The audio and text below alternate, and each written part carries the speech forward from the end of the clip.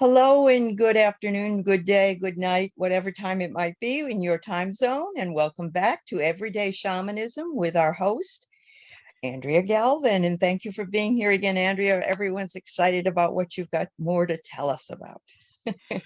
Oh, well, thank you. Oh, you know what? Hold on.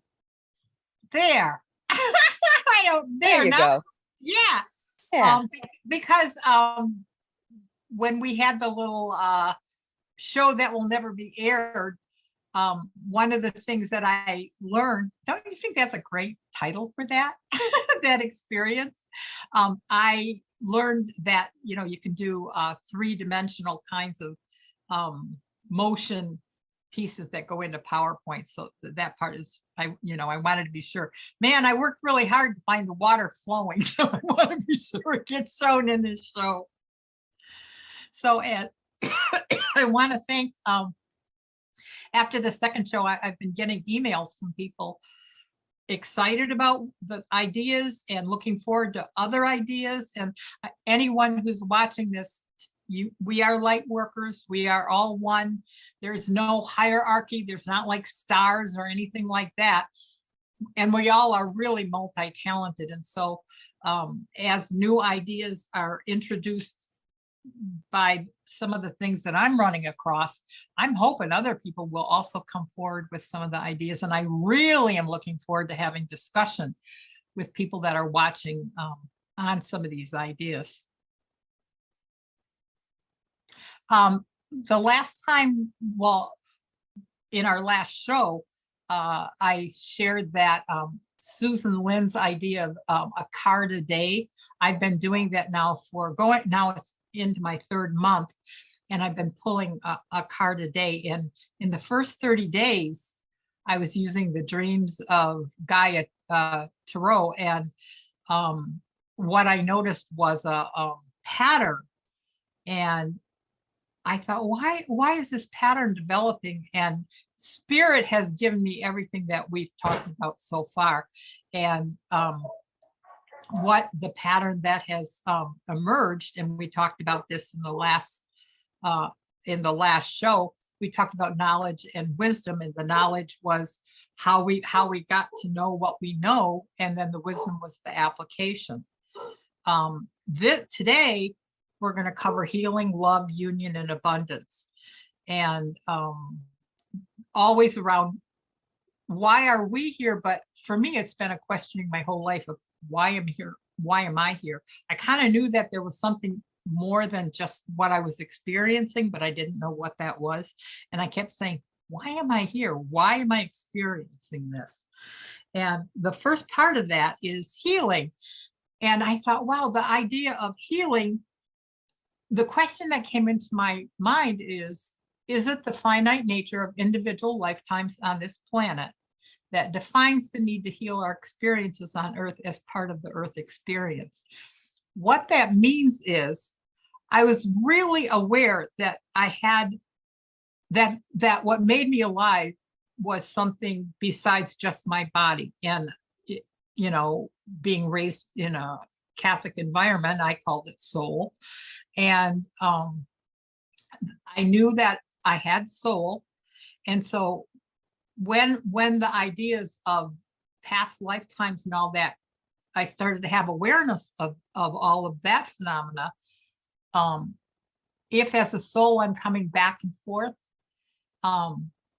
the thing is that I'm coming to the planet as an infinite soul, and I'm having a defined period of time on a physical planet, and that the journey is to have the earthly experiences, but remember where I came from and what I was of, and then incorporate that into soul. So in terms of the physical healing, no coincidences, I had to, as a soul, I got down and dirty with understanding the concept of disease, and the idea of addiction gave me put the hyphen between dis and ease, and uncomfortable in my own skin.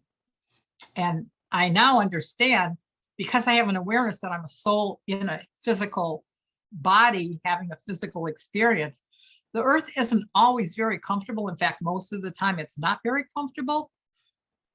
My life lesson is to get comfortable with it and to incorporate and become one.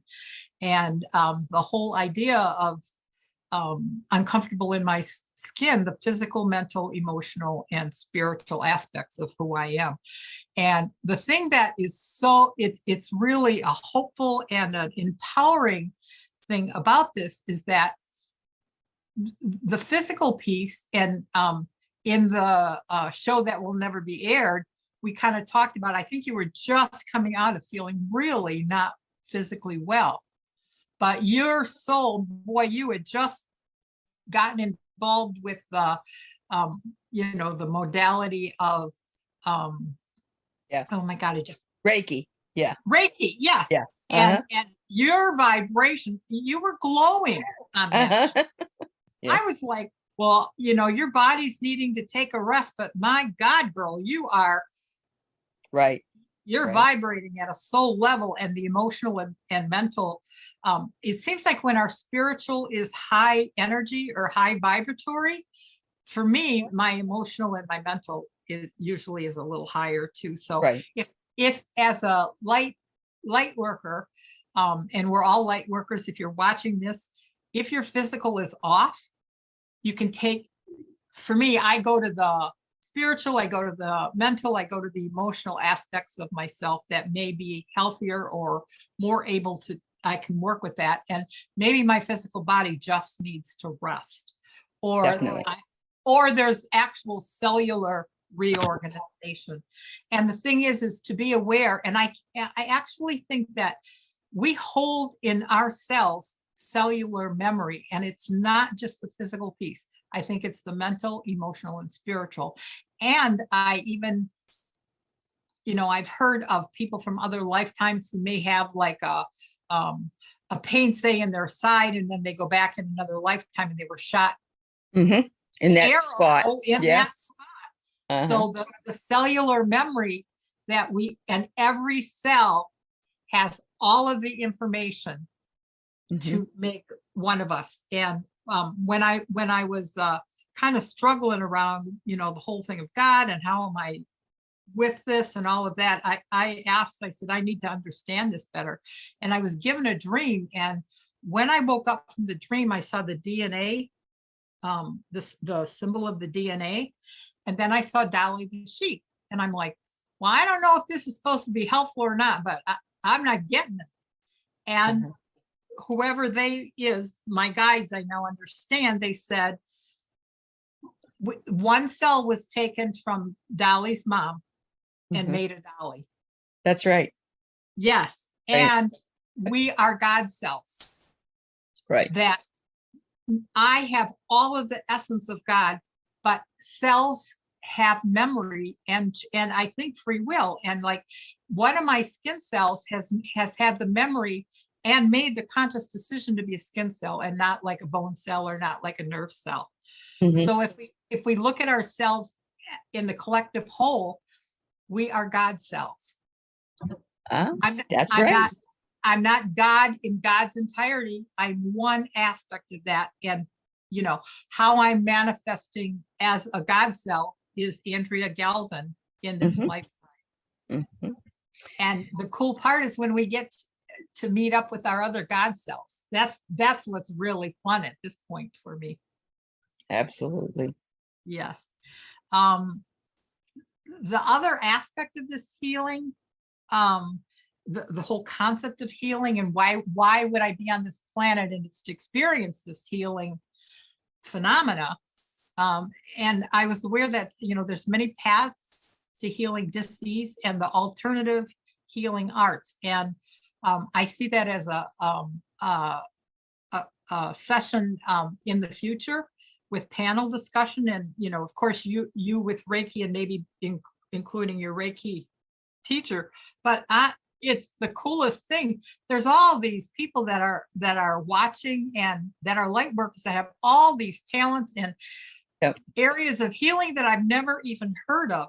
And I can see this fabulous panel discussion with I agree. all these interesting healing arts for our community to be able to learn about, discuss, and investigate. So that's really exciting for me. I mean, Yeah, I agree. this series is unveiling itself. And the quantum physics healing, we kind of knew that was, I mean, that's been floated around, but I actually have 2 examples of quantum physics healing in my own life. One of the things that I'm in the middle of doing right now is I had mercury fillings, and if mercury leaks, it actually destroys jawbone, which is what happened for me. And so I had jawbone that was missing. I didn't even know that until a dentist, took an X-ray. And I've been able to hook up with Stanford Medical School, and I'm with one of the, well, he's the head of facial reconstruction and dentistry, and we're doing stem cell growth of jawbone. I mean, I'm growing jawbone from stem cells. Wow. Yes, who would have thought that was but that's a real thing. And at Stanford, I'm part of this whole little collective group, and they take us in, and I'm in the process right now of waiting for jawbone to grow, and then the next part of the dental surgery where I'm going to have implants and stuff like that. But that's one of the quantum physics healing. How wonderful. That's wonderful. Yeah. And the other one was when I had my heart attack, which was, oh gosh, I think I want to say about 5 or 6 years ago. At that point, I was getting acupuncture, and the woman that I was getting acupuncture, oh my God, she's a fabulous person, and she also had gongs, and I'm not going to go into a lot of information about the gongs now, because we're going to talk about music and vibration and all that on another show too. But one of the gongs, which was called Cedra, was from the Hubble telescope. It was one of the last 4 planets that was seen, and they recorded all the soundings off of these 4 planets, and one of the planets was Cedra. And I had gone to and my acupuncturist used to have these gong meditations, and I went, and I was behind Cedra, and it was my very first experience. And as she started to play, when she was like at Cedra, what actually ended up happening was this energy manifested itself, like it was between Cedra and myself, and it was sort of like a dark energy. I didn't feel afraid, but it was about 7 feet tall, and it went up and over my head. And I thought, well, this is kind of crazy. I'm thinking everybody's having this experience. Everybody's experiencing that there's this dark being that is, over my head, feels very protective, but there's also a fierceness to it.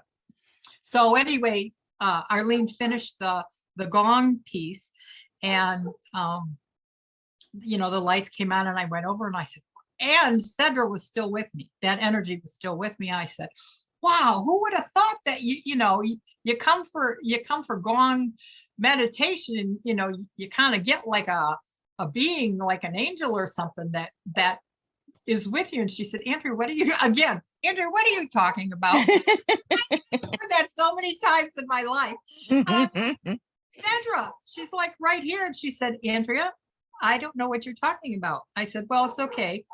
And then I said, or I thought said to Cedra, you're going to be with me. And, there was an affirmation of that. And Cedra left the building with me and stayed with me. Okay. And still is with me today. I now know that energy is part of my whole guides. Wow. But the cool part about this, well, and an example of what Cedra did, and from the story from when I had bear paws, God, I sure hope I actually talked about that, and it's not on the show that will never be aired. But anyway, I think it was on the very first one we did.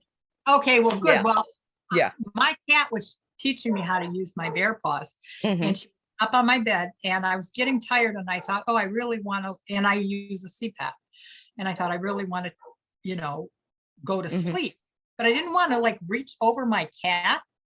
And Cedra was always next to my bed. The 7-foot energy was always right there, and it felt really reassuring. It's like, well, I don't know, nothing's going to get to me because Cedra's there. And Sadie, my cat, was very comfortable with that. Well, as soon as I thought, wow, I'd like to turn my CPAP on, but I don't want to like lean over the cat and bother the cat. The CPAP turned on. And Sadie looked at me and I looked at her and I'm like, whoa, I didn't turn that on. And it was like Sadie looked at me like, I know you didn't turn that on. And then she looked up at Cedra. Mhm. And I realized that Cedra had turned the CPAP on. Wow. So I thought, okay, this is an energy that I can actually call on and use. To help you. Yeah. It was Yeah. it was shortly after that, and I'd already had my heart attack. It was shortly after that I had the dream that and the information which kind of connected to, the whole God cell and how we are of God and all of that. And I had the dream about how energy could shift my heart. Uh-huh. In a quantum physics kind of way. And every 7 years, our cells replenish themselves. But what ends up happening is that a cell duplicates exactly the DNA information that that cell contains. So if I have a damaged cell, it's going to duplicate a damaged cell. What I was given in the dream was between acupuncture and Cedra, the gong, that if those two were worked together in conjunction with each other, that what would happen is the cells in my damaged heart would shift and change, literally. And so I got a hold of my acupuncturist, and I said, I just had this dream, and I said, it sounds, and all my healers, if you don't have healers that are working with you at the level you want to work at, man, look for other people. All the people in my life, including heart doctors and surgeons and all of that, they're all like, they all can like be on the same level that I'm functioning at now. And I said, what I saw is acupuncture and Cedra. And she said, oh my God, she said that could shift a cell at a cellular level. So for 8 weeks, once a week, I went to her office, and she did the needles for acupuncture. She hooked me up with the wires, which that's common stuff that happens in acupuncture. But then literally next to my bed, she played Cedra for about an hour each time. And I had images of my heart after the heart attack. And I asked my doctor to also do an image of my heart after. It didn't go back to like a normal, I mean, it's not like a brand new heart, but it's different. It looks different. And a part where I know exactly where the severe damage was in my heart, that's shifted. Wow. So as my cell, as the cells in my heart replicate, I'm not replicating the severe damage, I'm replicating what has transpired as a result of just that little bit of experiment that we did with Cedra and the acupuncture. It's cutting edge. It's going to go way beyond that in Ascension. Oh my God, who knows where it's all going to go. But those are 2 examples of quantum physics healing.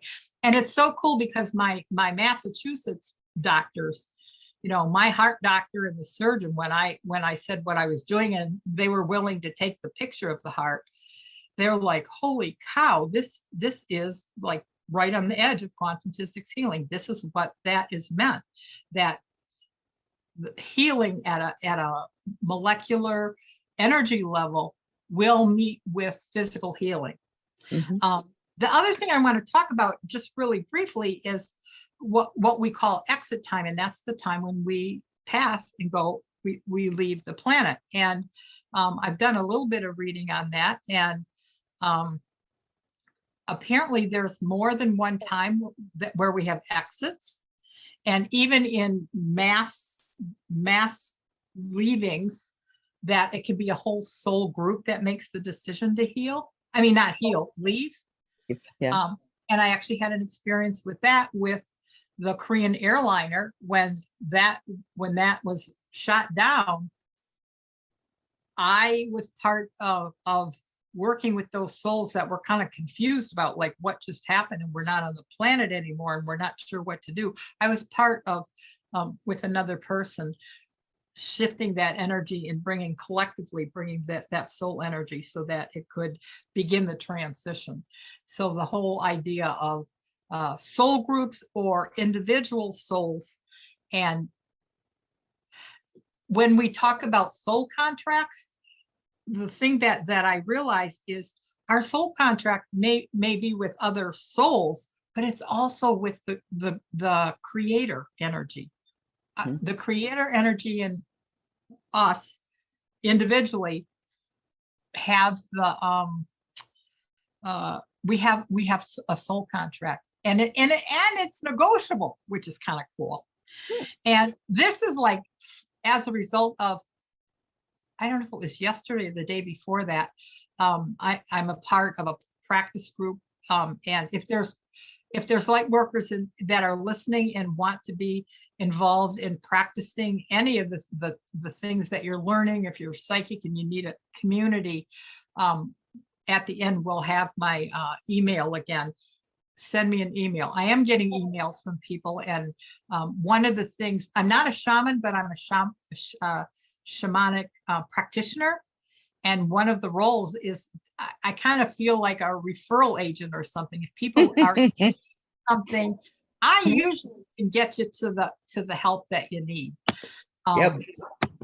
So anyway, our group, our practitioner group, one of my psychic sisters has COVID, and she came and was sharing some of the information that she was getting around COVID. And what we often do as a group, a practice group, is when there's something that comes up, we collectively in that practice session, we work together, and then information comes in, and they call it a psychic jump when you're connecting. We have psychic jumps all the time. And what we end up doing is bringing in a picture that is greater. So I want to share with people what I personally got based on some of the information that one of my psychic sisters, the one that had COVID, brought in. One of the things I got, and it was a difficult truth for me to actually take in, is that the non-mask compliance around COVID is based upon a collective devaluation and lack of care for others. There's a core of selfishness, right, that is at the very core of non-mask compliance. It's not, you're sick and you can't get a vaccination. It's like, I'm not going to do it, and I really don't care what happens to other people. And it is a collective disconnect to the oneness of all. The other part is, and this was like hard for me to hear, and it was given to me, the occurrence that often gets human attention is death. And especially if the death is a personal experience, whether it's somebody close or if we've passed and it's like we have, I could have had a V8 moment on the other side. Oops, too little, too late. Yeah. And that the death component of COVID will continue as the virus shifts until the consciousness rises within the human community to the point that we begin to care about the oneness of us all. It doesn't mean we all have to be there, but what I saw a while ago was in this ascension energy, and the reason that all of us as light workers have come and why we're all kind of gathering together is that we're getting ourselves strong for the group, right, that they're 3D and they're not operating on a 4D and 5D ideology. And we're the ones, it won't be everybody, but the consciousness needs to shift to the oneness and the connection of all or we will continue to have this virus. It won't be the what's happening now, you know, I can't, the Omicron, it's not going to be that. It'll be a new shift of the virus, and it will continue to shift until we get the point of this, that this is actually, it's manifesting physically, but it is a spiritual disease. It has to be a paradigm shift. It has to reach that amount, which, yeah, absolutely. And it's really practical. Yeah, it is. So in our, you know, I know for me, I have family members that I disconnected from, and I have to like get over my anger. I have to get over my feeling bad, or, you know, feeling insulted or whatever. I have to get over that in order to reach out to literally my blood sisters. And because I know at least there's 3 of them, and at least 2 of them are going to be part of that 3D that are confused and scared. I don't know if I'll be the one to help them. It might be other of us, but it's really important for us as light workers to be aware of that. And so, you know, yelling at people and all of that is not going to do it. And the healthier we get as light workers, the greater the bridges. We're going to be building bridges to these people. The hope and the help around COVID, the healing symptoms that plague various organs or systems in the body can be addressed at a spiritual energy level. And the sister that had COVID, she talked about a white energy and then a pink and a blue energy that came through. And when we did our collective, I was given, the blue was the symbol for the spiritual, and the pink was going to be the symbol for the physical. But then I was shown the chakras, and there are actual energies that are related to the color of the chakras, and there are healing energies or beings or whatever you want to call them. I don't know for sure what they are, but that energy is there for healing. And those energies or entities are going to be not going to be, they are available, and they reverberate or shimmer at the color frequencies of the chakras.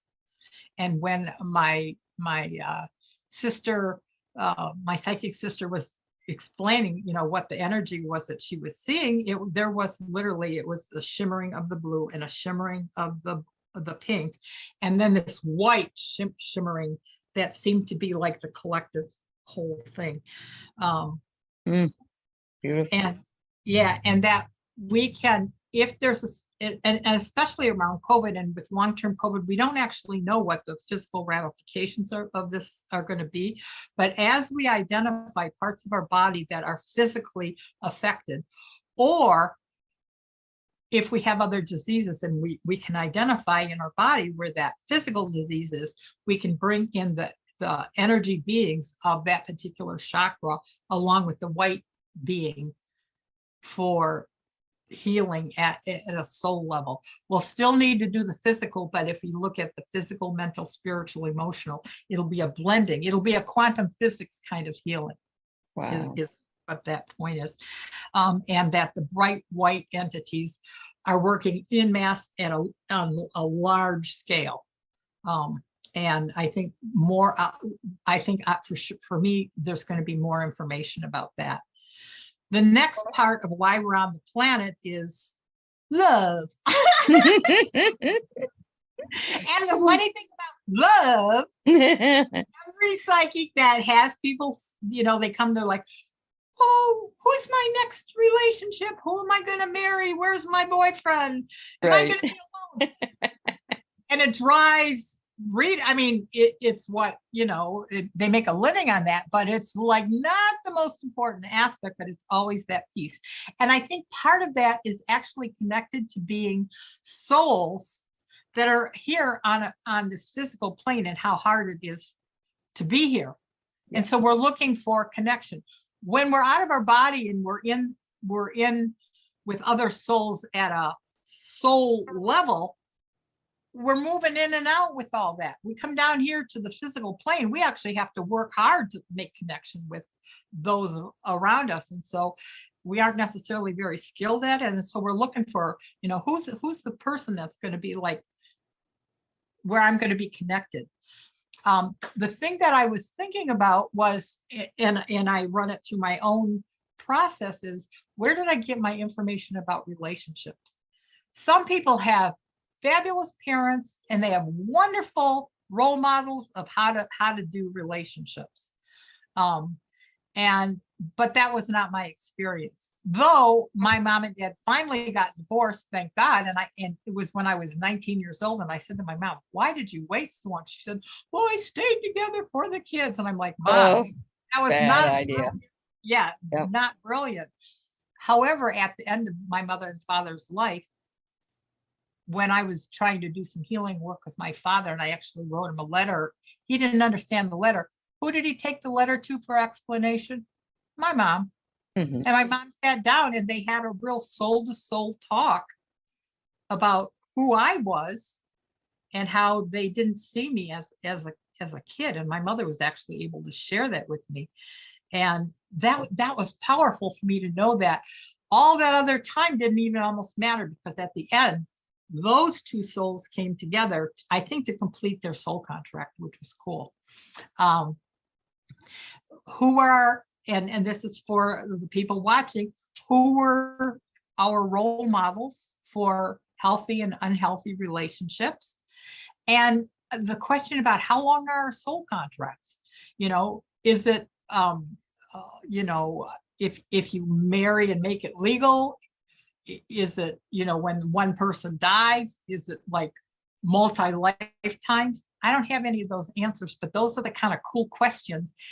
We're making our own support groups, and that's where having discussion, if you have groups where you're doing mediumship work or whatever, those are the kind of questions that are kind of fun, because when you get the psychic jumps, that spirit's giving you real information. So I offer that for the people watching to start engaging in all of that. The other part that I was aware of are, I created, or I held on to untruths. And it's okay to hold on to an untruth, because the untruth kept me alive. However, once I'm aware that it's an untruth, I need to seek the truth and shift that and heal and take the real thing. What that removes is good, bad, go to heaven, go to hell. It's not about any of that. It's not that black and white, thumbs up, thumbs down. It's a continuum of awareness and moving towards the God part of who we are in this earthly body. Some of the untruths that people, and oh my God, I love my friends that are reading people now. When these are some of the things that they get, they're looking for the relationship that's going to make me whole, or my better half, or together we're going to make a whole person. And the thing that I'm aware of is that may actually be true, but it's just for that snap of a time. It may not be forever, because we're growing and changing. And so if I grow and change, to me, I have some friends that are gorgeous women, gorgeous men, hallelujah, they're gorgeous. Well, guess what? If somebody loses a leg, or you start to get old, if it's only based on that, right, where do you hold on to that? If somebody loses a leg, or somebody is impotent, great, we're connected because we have great sex. Well, guess what? As you age, especially for men, it doesn't work the same. right. So if that's what brings you together only in your young life, you're going to have to renegotiate that. And if there's nothing else besides this really superficial stuff, it's going to fall apart, and it can leave one feeling lonely at the end of their life with who's with me when I get ready to pass. Because in the end, that soul to soul connection is what we're really looking for. The other part is soulmates and soul groups. I believe there are soulmates, but I don't think that there's only one soulmate. Because I know for me, I have already met two, and neither one of them, and it's so weird, because we could have had a relationship, we could have maybe put it together, but it would not have been a healthy one. It would have been based on some of the false stuff. And we knew that we were on the planet to help each other along this soul journey and not to get together as a couple. And the whole thing about soul groups, you know, if we're in a collective soul group, does that change? Are there other situations in other lifetimes where we have maybe all come to the planet and left the planet at the same time? The other piece with the unhealthy love, it's love based upon need, the whole thing of addiction and codependence. And I highly recommend people like go to Codependence Anonymous and look at the actual information about what codependence is.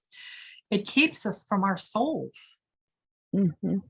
And it's what all addiction is about, is wanting to fill that God hole. And the only thing that we can fill the God hole with is God. Right. And we are god-selves, which means we actually, the more I know about my God self, and I connect with other people that know about their God self, the more my God hole fills. And so I don't have to go to that codependent place. The other thing is the repeating patterns. If you've not had good role models and you've had some relationships that have been, there's no failures, it's they're life lessons. But if there's a pattern of not feeling successful in it, the chances that you're going to repeat that, unless you take time to examine it and to really delve into it from a soul perspective, you're going to repeat it. And you're going to be like, oh my God, I'm doing it again. Or they're exactly like it. Mm-hmm. And so in the counseling, I've worked as a counselor, and I'm qualified to work as a counselor and all of this stuff. One of the things I do with the people that I work with is, let's find the repeating pattern so you don't have to do that again. The other thing with addictions is running partners. And it doesn't matter if it's alcohol or drugs or gambling or whatever. We all have running partners in order to be active in our addictions. And if you make a choice that, oh, I'm not going to say drinking is my thing. I find all my drinking buddies and we have a really good time. We go on Friday, I get shit-faced. And then if I get to the point where it's starting to be problematic and maybe there's some jackpots I'm falling into and I decide, oh, I'm not going to do that anymore, my running partners fall away, and then I'm feeling alone. And so the need to recreate a support system is what happens. It's always, we're looking for that soul support. But because we have untruths that actually kept us alive, the only way that we get to examine that is to say, okay, it is an untruth. I don't have to say it's a bad thing. I just want to find the truth and make a shift and an awareness of that. And the awareness, when you become aware that you're kind of growing out of a relationship, and what do? Can you rekindle it and all of that? There is no right or wrong answer to it, but it needs to be a consciousness. And the thing about ascension energy is it's consciousness.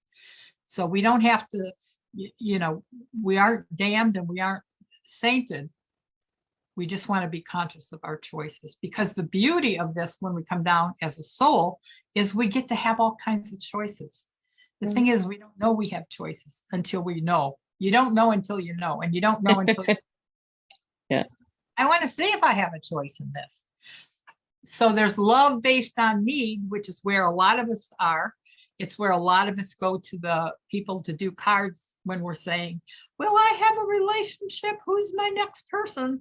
To the universal love. And and again, that's our soul and the awareness of my little God self is a part of the great I am.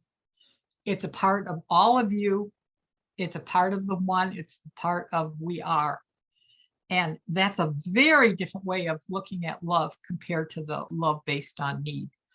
So I want to put those ideas out for people to talk about. Talk with your family members, talk with your friends, talk with your support network about some of these ideas, because I have absolute 100% surety that Creator is going to give us the information we need in the Ascension.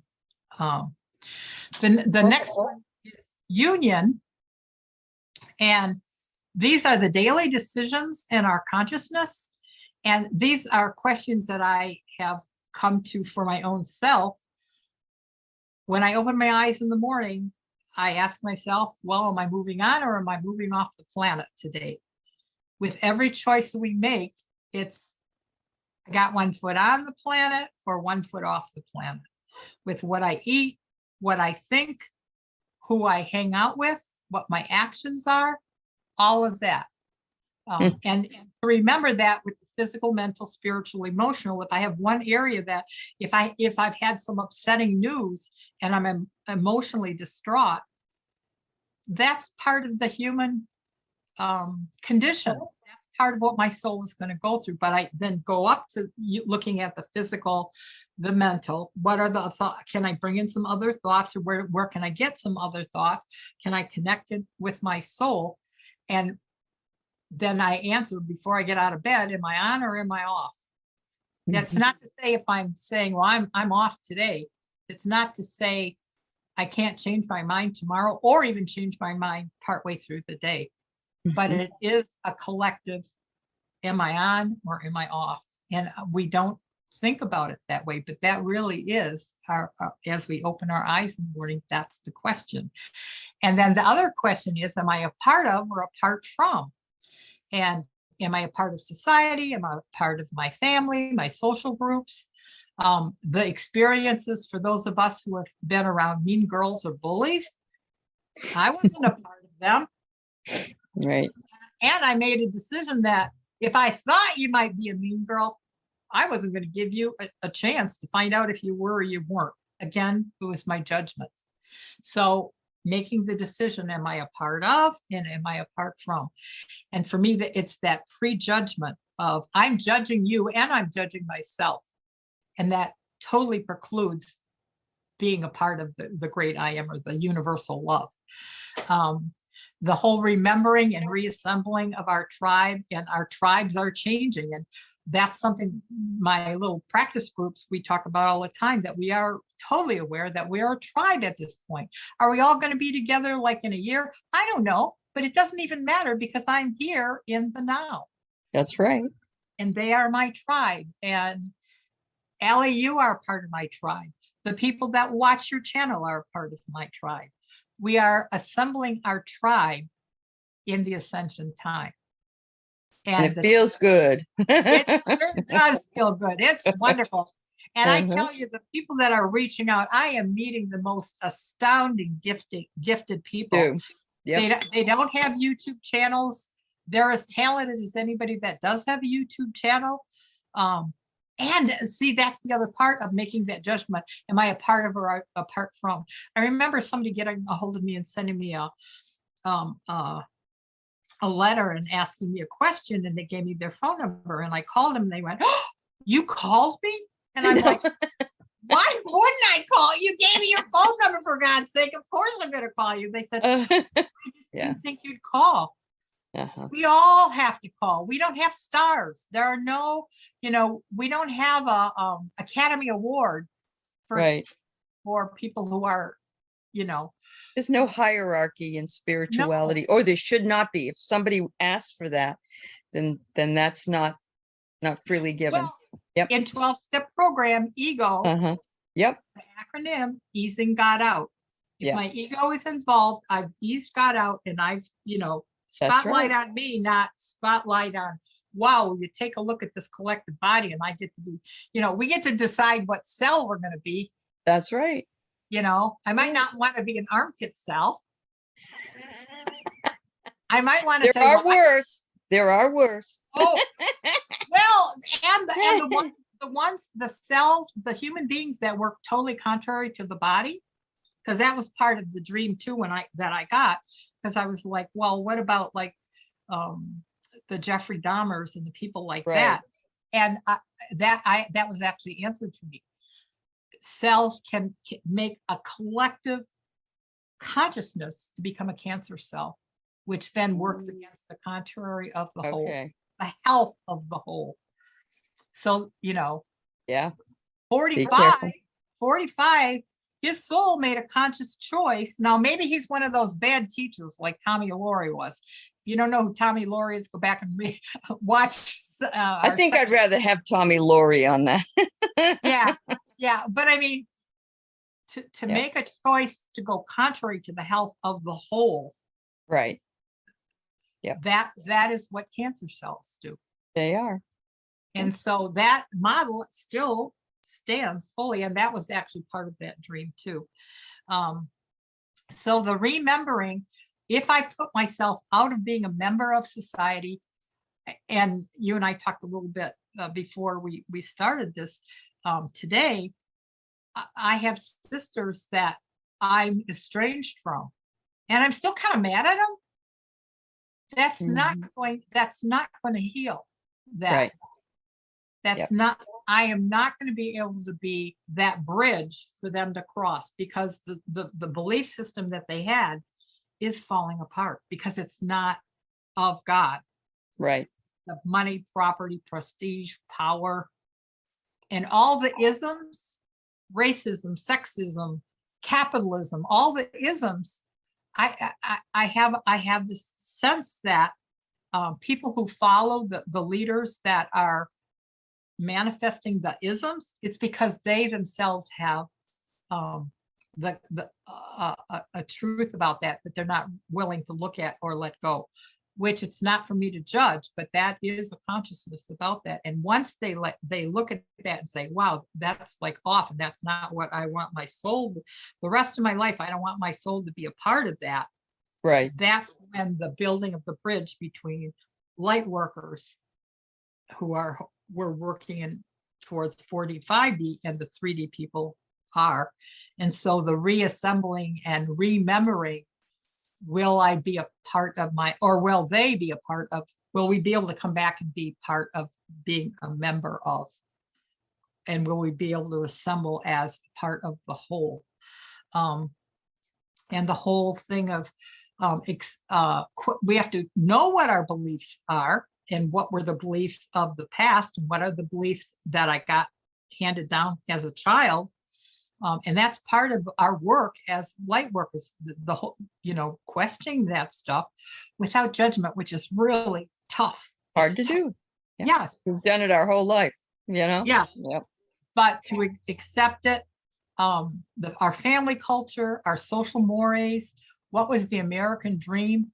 If we look at sexism, and what women were supposed to do or not do, and the choices we had, all of that is up for discussion, and all those isms will be shifting. They will be shifting. And so, I love, like with Susan Lynn, she's dug in, and she said, her soul is like, no, we're going after some of these isms, and I'm going to tell it like it is. And I'm thinking, woo, girl, you are spotlight on you right now. And I send her white light protection. Right. Because when you step out and tell the truth the way she's starting to say it, you got a lot of resistance. Yeah. I was hung in another lifetime for doing that. So I totally get that piece.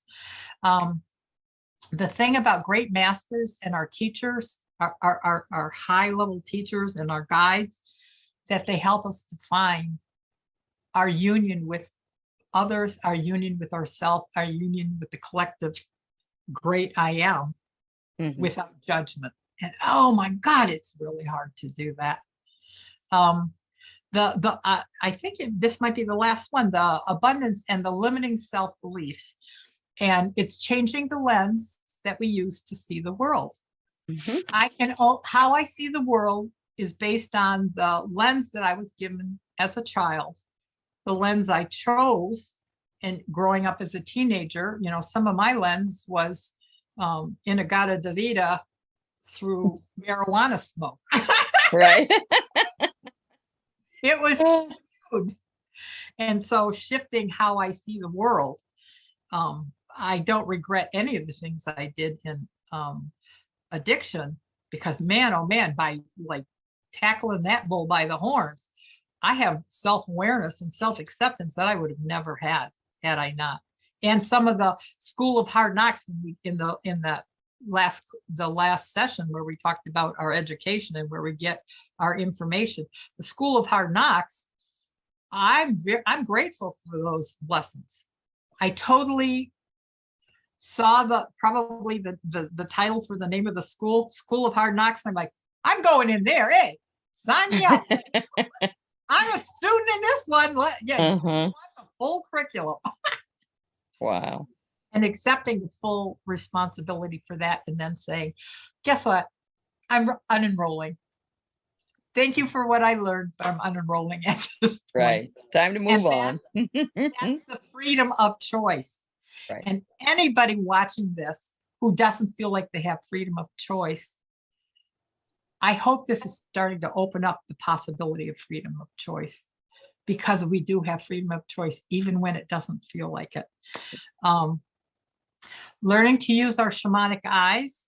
And I actually have a little story around this. I had one, and this is a kid that is now an adult. He's actually, he works for a sheriff's department.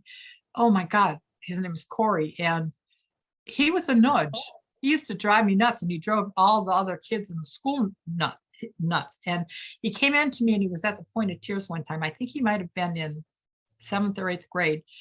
And he said, people are making fun of me. And I said, well, what are they saying? And some of the things he said, I thought, yes, true. Yes, true. Yes, true. And thank you, Spirit. It was like, here's what you need to say to him. And I said, Corey, if Joe said to you, Corey, you have a purple face with stripes, what would you do? He'd say, I'd think he was nuts. I said, because no part of you believes that. Right. No part of you believes that you have a purple face with stripes. The things that the people are saying where you're walking away in hurt, there is an element of you that believes that too. Right. And so if we can embrace, wow, what that person said hurt my feelings, and made me not want to, or feel apart from, or make me want to go away in shame, that's something we want to take a look at. That I want to take a look at, and I want, because a part of me believes that. Yep. So if you're living in pain and feeling less than, it's because there's an element of some of the things that you feel less than that you actually believe. They may or may not be truths. They may be untruths that kept you safe. Or they may be truth. And if it's a truth, we have the choice to shift that and change that. The isms, as they're defined by society, racism, sexism, all the isms are up for shifting and changing. And as light workers, we get to be a part of that. The whole thing of scarcity. Am I enough? Are you enough? Is there enough? I grew up feeling like I'm not enough. Either I'm not enough, or I felt like I was too big. None of it was right-sized. And so the healing piece is becoming right-sized. And to take a look at where our models for our belief systems come from, that whole American dream, all of that stuff. It's fun when you examine it from like a philosophical perspective. And then you say, well, I'm not buying that anymore. That's where your freedom comes. And then some of the tools for shifting consciousness. And I don't know where it is. I have an abundance rock. And I suggest people making an abundance rock, a rock that you paint.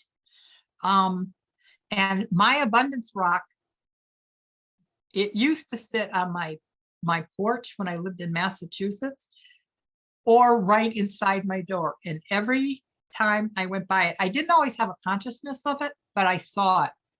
And is there enough? Am I enough? Can I ask for? Will my needs be met? That's what an abundance rock is. If you paint a rock with the word abundance, and you put it where you see it, especially as you come in and out. And if you paint that where people who are coming into your house, I can't tell you how many times people would come into my house and they go, what's with the abundance rock? I'd get to talk to them about my journey to, am I enough? Is there enough? The answer is always a resounding yes. What we need is always available. Do we know how to ask? Do we believe? Do we help co-create it? That's where I fall down. And so by looking at the rock, that energy, just having that energy is really important. And the other thing is with our people that are watching this little series on everyday shamanism, to start talking about abundance. Have that be discussions in your little groups with your family, with your kids. You know, we're taking care of our children and our grandchildren or our adult kids. And if you're at the point of you might be homeless or whatever, I've actually had that experience. And did I think that abundance was ever going to be available for me? Nope. And I didn't feel worthy. So duh. I had the same experience. Yep. And we so, have the same, the water. Need a little water. Yep. Yep. So, and the other part, the destiny, there was stuff that some had come, but definitely this morning it was like our destiny is being co-created. Okay. We got 3 minutes left. Sounds good. So all right, we're not doing it. What I am thinking about for future shows, animals and ascension time, and I see that as a panel discussion, power animals, and I have somebody who will be able to do drumming, so we can have that be experiential, and I'll have to work out the details of that. Talking about soul retrieval, and if people are interested in soul retrieval, to get a hold of me through email. The alternative healing practices. And I see that you being a part of that and us having a panel discussion about some of the really cool things that are coming up. The whole idea of sound frequencies and music and gongs and singing bowls and all of that. And there's some other stuff around the hertz that are interesting. Some tips and tools. And then a journeying to the upper, middle, and lower worlds. And that, again, I have to work that out and figure out how to do it. But my friend Nancy, who is a shamanic sister that goes way back 30 years, she's willing to come and do drumming and for us to maybe try some kind of a journey. Wonderful. So that's kind of where I see. Wow. And then we will have covered everything that's good part of it, unless we come up with something else. Well, and the other part of it is if there are things that people that are watching this, if you have ideas, to put them in the chat, or to put what you want to know more about. Yes, and to send me emails. I haven't been able to tell you, but I am getting emails, and so, I got this one from somebody who I adore. Shirley, I kind of look up to her. I read her one time. I'm like, oh my God, I have to read Shirley. Shoot, she's really good. And I don't really care about it. But I'm getting good feedback. Good. This is all stuff for us to be talking about, learning about, growing, and supporting each other in the ascension energy. So excellent. That will be it for this show. That's it for this go. So thank you again, my dear, for all of your wonderful information and explanation. And we will both see you next time when we come back with some more information for you. Have a wonderful day, and thank you for being here with us. Bye-bye.